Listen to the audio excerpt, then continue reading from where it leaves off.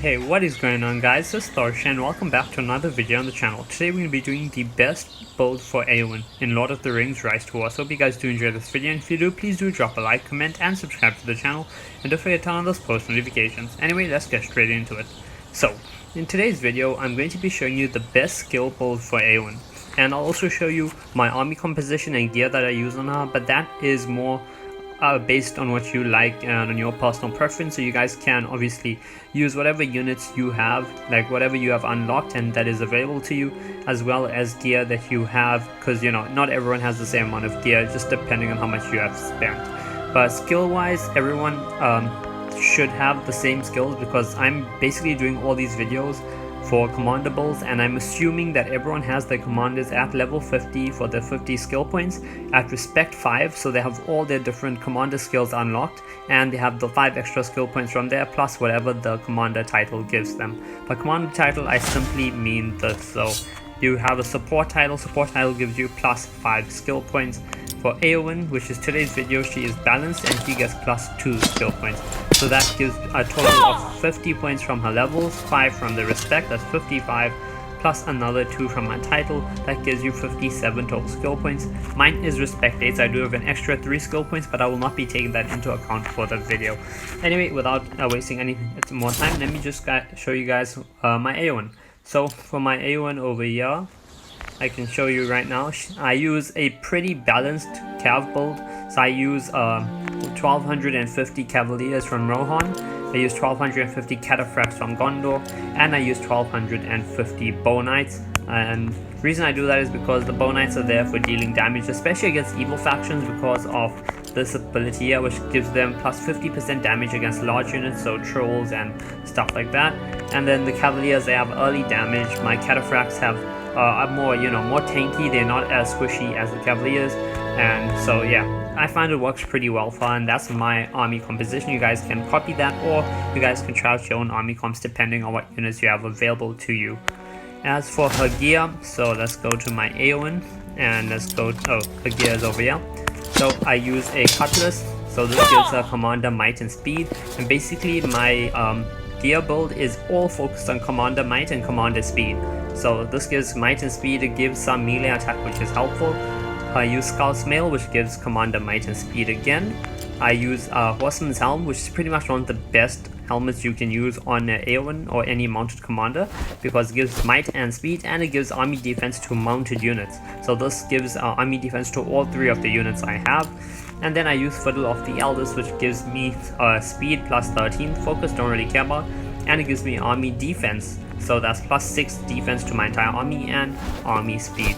So that is going to be equipment build, and I already showed you guys the army build I use, and in total I get 260 might and 293 speed, though obviously when I get some more equipment and I can actually upgrade the Scout's Mail and stuff, it will up those stats as well. Now onto her skill build. So I'm going to not consider 3 skill points, because I'm assuming you guys have respect 5 at least. So the skill build I've gone with is basically a army build, so it's not commander damage focused, it's instead focused on buffing your army damage, army survivability, etc.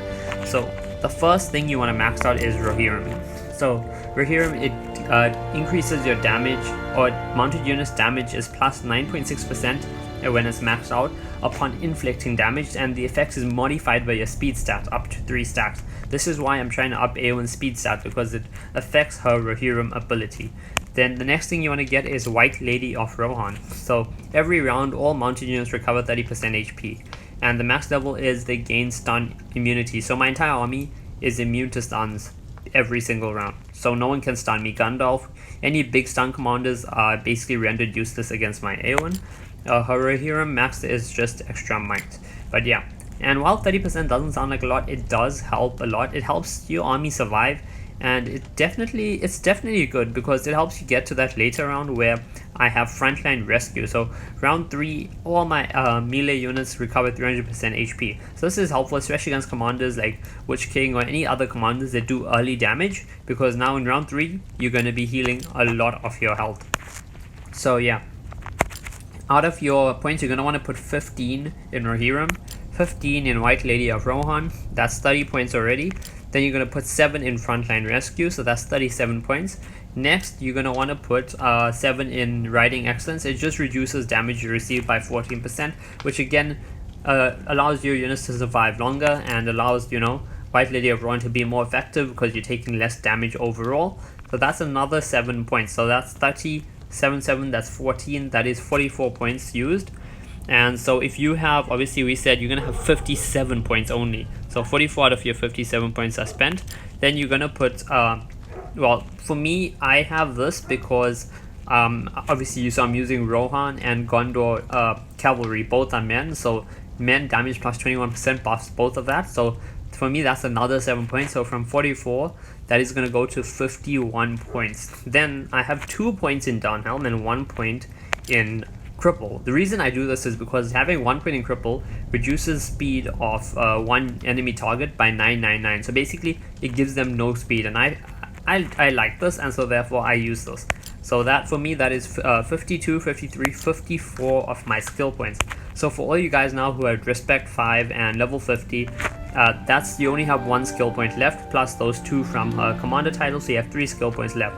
So now, what do you do with the last 3 skill points? So for me, plus the extra 3 I have from my Respect, I just dump them into Cleave because, it's a Commander damage skill and its effect is modified by speed. But for all you guys now who are wondering, like, what should you do? You have 3 points left, what do I want to do with it? It's up to you, okay? You either can put it in Durnhelm and then try upgrade Cripple a bit just to have a little bit extra damage, or you can put it into Giant Slayer, especially if you're fighting against a evil faction like me. I mainly been fighting good factions, to be honest, so because of that, having this is not going to be that effective. But if you are fighting an evil faction and let's say you mainly use, like, your army composition is all Dwarven cavalry and Elvish cav, so this is nobility is not going to help, then I would rather take the points from there, put it into Durnhelm, put it into Giant Slayer if you're fighting, Mordor or Isengard or Rune or Angmar or anything like that. So it just depends, but the staples you're going to want is White Lady of Rohan, Frontline Rescue, Rohirrim, and Riding Excellence. 2 points in Durnhelm, 1 point in Cripple, and the last couple points you have, you can decide if you're using like 2 or if you're using a lot of men units, or you feel like even if you're only using 1 type of men unit but you feel that this damage will be worth it, put your points in nobility like I did, because this is definitely helping out my cavaliers and my cataphracts. Or if you're fighting an evil faction, then instead of putting points there, or instead of putting points here, you can put your points into Durnhelm and put it into Giant Slayer, especially if they're using a lot of trolls against you. Anyway, I hope this video has helped you out. If it has, please please do drop a like, comment, subscribe to the channel, guys. It shows your support. And I'm going to be doing a commander build for each of the commanders I have. So that will be, I'll be doing an Arwen build, a Gimli build, a Aragorn, Gandalf, I'll do Helder, I'll do a Theoden, maybe Dwalin, I'm not sure, because I can't really test Theoden out that much because I only have him at Respect 2.